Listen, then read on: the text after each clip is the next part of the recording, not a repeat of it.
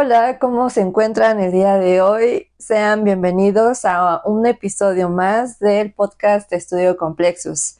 Estamos ya en nuestro episodio número 9, prontos a terminar con nuestra segunda temporada. Espero que esté siendo de su agrado. En esta ocasión vamos a comentar muchas cosas referentes al minimalismo, que es un movimiento que se gestó a inicios del siglo pasado y a la fecha pues seguimos teniendo algunos destellos de minimalismo y vamos a comentar pues tanto cosas buenas y malas de esta forma de hacer arquitectura, de hacer arte en general. Mi nombre es Jimena y me acompaña mi queridísimo y estimadísimo Carlos. Hola, ¿qué tal, Jimena? Me da mucho gusto estar contigo. Sí, vamos a abordar este tema. Es un tema bastante interesante, sobre todo porque tiene sus dos dualidades. Hasta cierto punto siento al minimalismo como una navaja de doble filo, porque tiene cosas como muy positivas, pero tristemente también siento que lo han llevado a cosas que no reflejan como la filosofía quizás original, pero lo vamos a estar checando poco a poco. Sí, vamos a comenzar un poco con cuál es el origen del minimalismo. Y si están al pendiente de nuestros episodios, el pasado hablamos de la escuela Bauhaus y curiosamente esta escuela es una de las principales influencias del minimalismo, que como recordarán, la Bauhaus lo que hacía es que existiera poca ornamentación en los diseños y las formas fueran equilibradas y también abstractas. Pero a la par hubo otro movimiento en los Países Bajos llamado D-Style, que es como si en inglés uno dijera the style o el estilo. Y bueno, este movimiento alcanzó sus puntos máximos entre 1917 y 1931, que son pues también las fechas en las que estuvo abierta más o menos la escuela Bauhaus. Y una de las características de este estilo era la simplificación del diseño, o sea, a formas más simples, usaban los colores primarios, tenían elementos horizontales y verticales enfatizados con tonos monocromáticos. Posteriormente, en el año de 1920, se vuelve ya más popular el minimalismo y este movimiento fue popularizado gracias a arquitectos como Mies van der Rohe, que fue el último director de la Bauhaus. Sí, así es, Jimena, como nos has mencionado, justamente la Bauhaus tuvo gran influencia en este movimiento, sobre todo por la cuestión de la racionalización. Sí, evidentemente Mies van der Rohe llevó todas estas ideas también a Estados Unidos, que tuvieron pues gran proliferación por ahí de los años 60, que es cuando se empezó a adoptar esta idea de minimalismo más en América. Y de hecho también esta idea de minimalismo se adoptó en muchos campos. Por ejemplo, podemos hablar también en cuestión del arte. El minimalismo también tuvo influencias del movimiento del constructivismo ruso. Y algunos artistas que comenzaron con esta idea del minimalismo, podemos mencionar a Donald Judd, a Dad Flavin y a Agnes Martin como artistas dentro de este movimiento del minimalismo. Y regresando a, digamos, nuestro campo en la arquitectura, pues sí, Mies van der Rohe es como, digamos, el arquitecto emblemático en el movimiento minimalista. Aquí lo interesante también tiene que ver que Mies van der Rohe trae también estas ideas justo de viajes que hizo a Japón. Y bueno, en Japón hay una idea del minimalismo bastante interesante que tiene que ver más con la cuestión del zen y mucho con el contexto de los objetos, porque ahí la idea es que el contexto o el medio natural es la parte importante y los objetos solo se utilizan para enfatizarlo o enmarcar este medio natural. Es por eso que podemos ver que muchas casas de japonesas pues son espacios como muy amplios, muy limpios, porque pues no, lo que busca no es decir que el objeto o la casa es la parte importante, sino solo enfatizar el medio natural en el cual ésta se encuentra. Sí, para complementar lo que acabas de mencionar, o sea, aparte de lo que tiene la filosofía Zen, tienen tres principios, si se puede decir, los japoneses. Uno de ellos se llama wabi-sabi y significa que tienen la idea de valorar las formas simples de la naturaleza. Entonces, pues esa es como una característica. Otro principio simplemente se llama ma, que quiere decir vacío, y pues igualmente la arquitectura minimalista se caracteriza por realmente no tener mucha ornamentación en cuanto a mobiliario, o sea, es más bien los espacios muy amplios y limpios.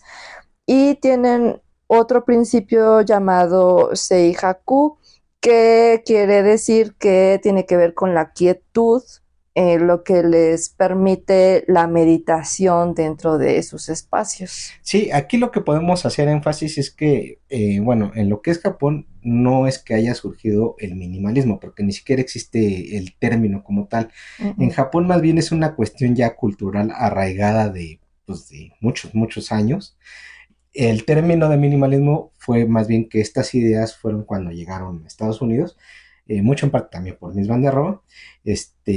En Estados Unidos lo que ocurre es algo interesante. Las ideas tuvieron una transformación, muchas veces no a mejor, que vamos a mencionar un poquito más adelante, pero en un inicio estas ideas tuvieron, digamos, fueron bien recibidas, sobre todo porque contrastaban mucho con la cuestión de cómo eran las ciudades de Estados Unidos, que son sumamente saturantes, son muy caóticas, y estos espacios que son tan limpios, que son tan claros, serenos, brindaban una especie como de oasis a las personas, algo que les resultaba bastante atractivo, porque pues, es algo que en sí en su medio no podían encontrar tan fácilmente.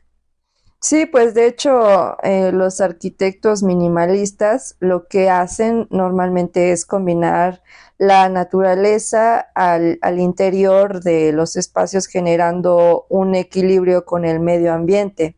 En los espacios se debe de detectar o inspirar orden, armonía, y eso también se puede lograr por medio del uso de las formas geométricas, las paredes lisas, materiales simples. Esa es como la esencia del diseño de la arquitectura minimalista. Algo también interesante de esta arquitectura es que justo esta simplicidad le da gran flexibilidad a los espacios arquitectónicos, lo cual también es un plus porque pues les permite en determinado momento transformarse si es necesario. Algo que creo yo en lo personal también es algo bastante interesante y que a mí, bueno, me gusta mucho de la arquitectura minimalista es la cuestión del manejo de la luz. Es Sí. algo que es muy atractivo porque genera espacios que que bueno, dan la sensación de una mayor amplitud y se ven también sumamente limpios, ¿no? Que justamente retomando lo que comentas de la luz, hay arquitectos que pues sí tienen toques minimalistas en su forma de hacer arquitectura, que justamente lo que hacen es jugar con la luz y te da distintos escenarios. Uno de ellos es Tadao Ando, que él es de origen japonés, Peter Sumter, que es de origen suizo, y este Luis Barragán, que es mexicano, y justamente o sin querer, ellos tres son premios Pritzker. Sí, como menciona Jimena, el caso de Luis Barragán a mí me parece un caso bastante interesante y peculiar. Sobre todo porque inclusive tuvimos una plática antes hablando bueno, es que en un principio dije, no, pero ¿cómo lo metes dentro del movimiento minimalista a Luis Barragán, tomando en cuenta que él sí mete cuestiones de color, es un poco, tiene espacios un poco más folclóricos, Ujú.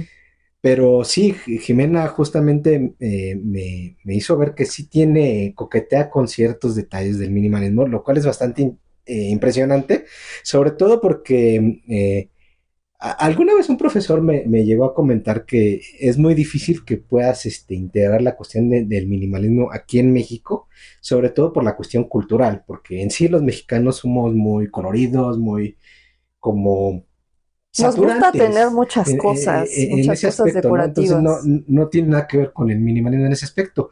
Pero sí, justamente creo que Barragán lo logra, llega a un punto de equilibrio en ese aspecto, de lograr tener espacios, sí, de carácter más folclóricos, más mexicanos, pero también espacios de introspección que son muy propios del minimalismo.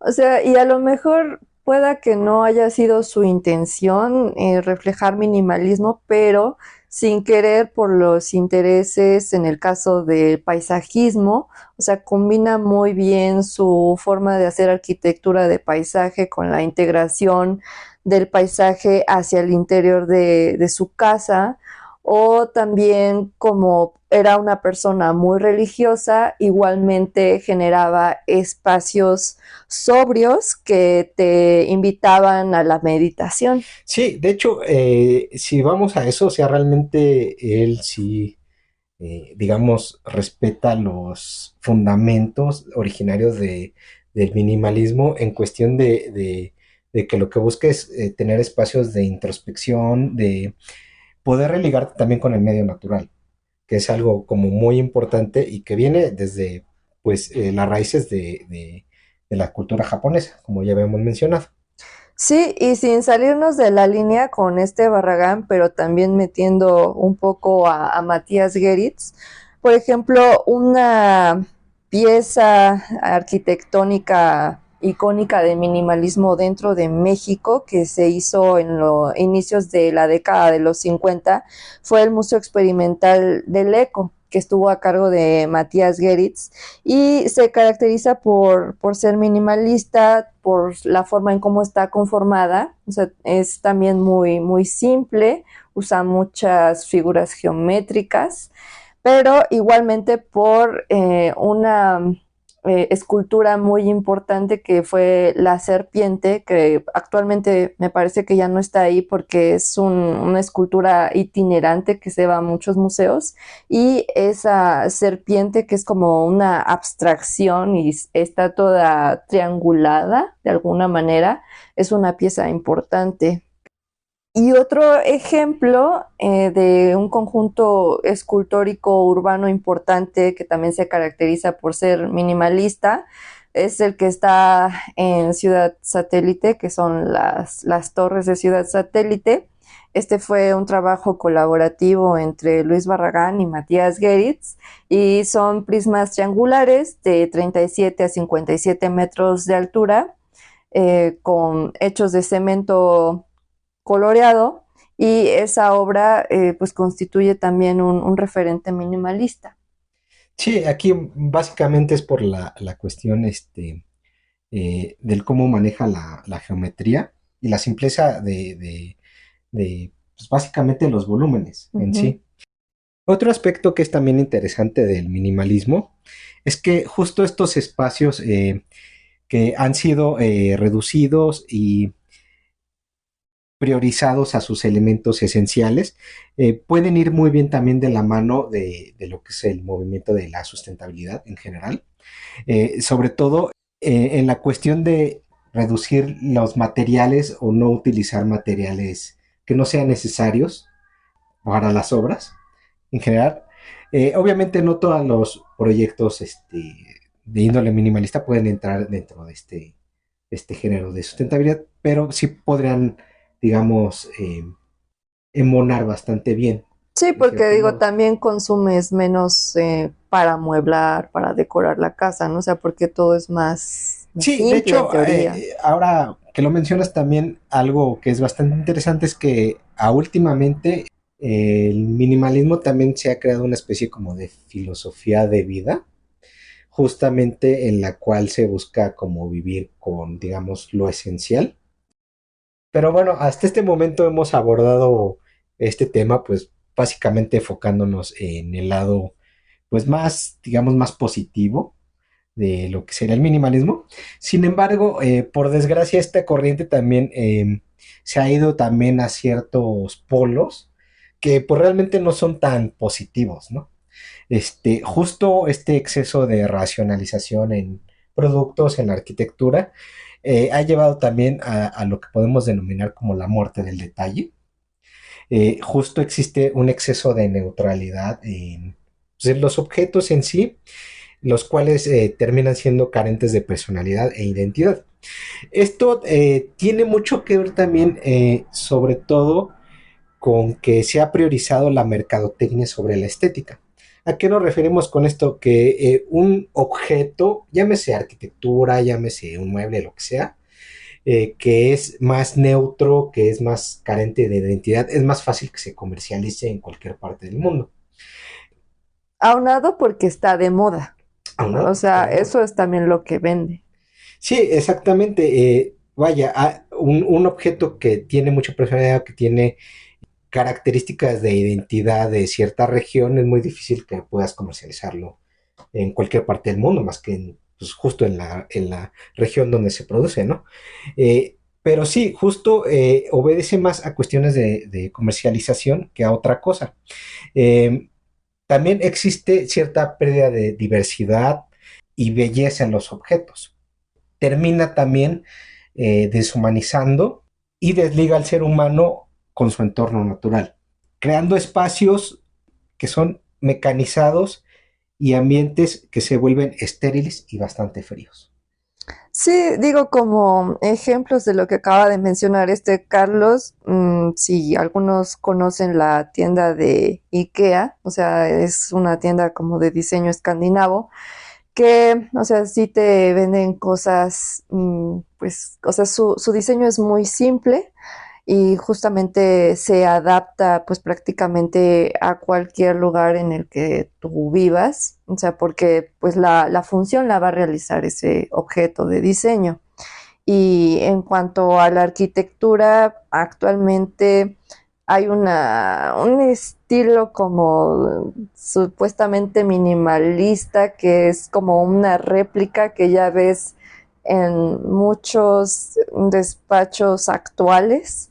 O sea, que no encuentras realmente como pues la personalidad del usuario, más bien, o sea, es una receta que van replicando o replicando, o sea, solamente a lo mejor cambiarán algunos aspectos de las fachadas, sí, probablemente la organización de cómo están dispuestos los espacios, pero al final no encuentras como que sea algo con personalidad.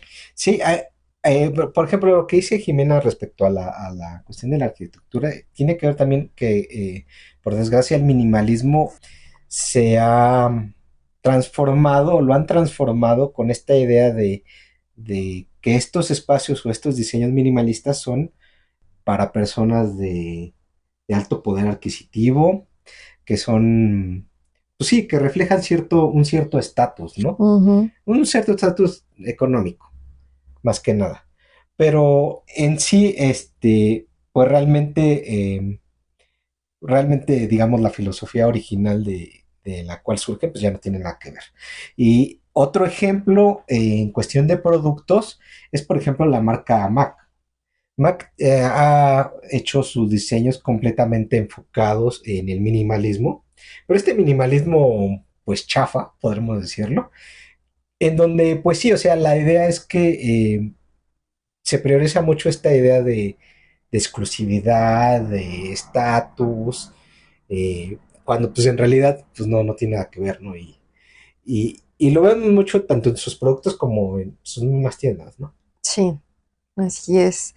Desgraciadamente, pues ha perdido la esencia de lo que realmente es el minimalismo. Y pues a lo mejor también faltaría abordar un pequeño tema, pues que el minimalismo en cuanto a la forma de hacer arte igual fue como la semilla para que incursionara lo que actualmente es el arte contemporáneo, el cual muchas veces carece de un sentido, o sea, solamente los artistas le dan como un bagaje según muy profundo a la obra, pero pues uno como espectador la ve y realmente no te inspira nada más que fastidio de verla o no entender qué es lo que estás viendo. Y pues ya no tiene realmente esa obra pues mucho detalle, no tiene, no lo encuentras nada. Sí, en respecto al arte, como menciona Jimena, justamente el movimiento minimalista, pues una de las primeras cosas que le empezó a dar pauta era al arte objeto. Posteriormente se fue transformando a lo que hoy en día se le conoce como arte contemporáneo, pero justamente lo que pasa con el arte contemporáneo es que ha tenido también una especie de abuso literal con esta idea del minimalismo, sobre todo porque en términos generales muchos artistas lo que ofrecen hoy en día es una muy baja calidad. Digamos, se necesita muy poco trabajo del artista para hacer sus obras y se le exige mucho al espectador para tratar de interpretarlas. Todo esto justificándolos mediante digamos, un contexto de darle cierta importancia a las obras mediante un contenido aparentemente intelectual, que muchas veces ni al caso no tiene nada que ver. Pero realmente la cuestión de los detalles o la técnica que puedan tener los artistas para sus obras, pues realmente es algo que se ha perdido. Pues digo, lo podemos ver muy seguido en lo que es el arte contemporáneo hoy en día. Así es. Y pues como verán, o sea, ojalá y podamos como que retomar la esencia del minimalismo y no abaratarlo como actualmente se hace en la sociedad. Este, Sí, justo sería como bastante valioso recuperar esta idea de introspección, de poder religarte con el medio natural, sí utilizando objetos que lo enmarquen. De hecho, yo en lo personal considero que toda casa habitación sí de menos debería tener algún espacio con características minimalistas. Sobre todo para que uno, pues, o sea, pueda liberarse de todo este estrés de la ciudad que es tan saturante, que tengas este espacio de, pues sí, de meditación, de poder reconectarte, ¿no? reconectarte, de poder sanarte, vaya. Es algo que sí sería bastante bueno y bastante esencial, ¿no? Sí, pues por hoy hemos concluido con nuestro episodio. Ojalá les haya resultado interesante. Les recuerdo que a nosotros nos encuentran por distintas redes sociales, las cuales están descritas en cada uno de los episodios. Nosotros quedamos atentos de cualquier cosa que nos quieran comentar. También les comento que nuestra página web es www.estudiocomplexus.com para que vayan, nos visiten y conozcan. Y los esperamos el próximo martes para hacer nuestro último episodio de temporada y del año. Ojalá contemos con su presencia el próximo martes por el mismo canal a la misma hora. Cuídense mucho. Nos vemos. Hasta luego. Bye. Bye.